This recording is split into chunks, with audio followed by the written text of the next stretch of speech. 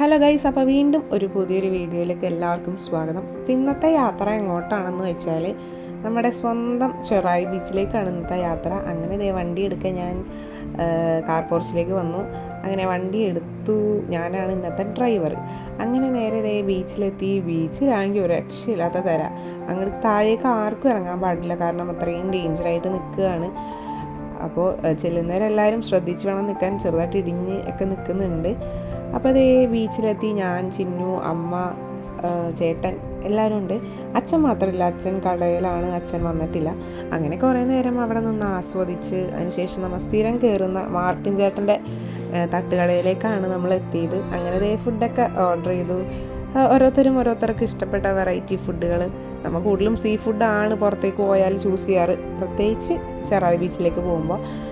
അങ്ങനെ ഞാനും കുറച്ച് സാധനങ്ങളൊക്കെ വാങ്ങിച്ചിട്ടുണ്ടായിരുന്നു. അതിനുശേഷം നമ്മളൊരു ഐസ്ക്രീം കഴിക്കാമെന്നും പറഞ്ഞിട്ട് തൊട്ടടുത്തുള്ള ഒരു അമൂലിൻ്റെ ഒരു കടയുണ്ടായിരുന്നു.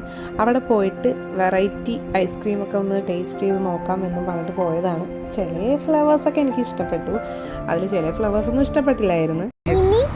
നാളെ കാണാം. അടുത്ത വീഡിയോയിൽ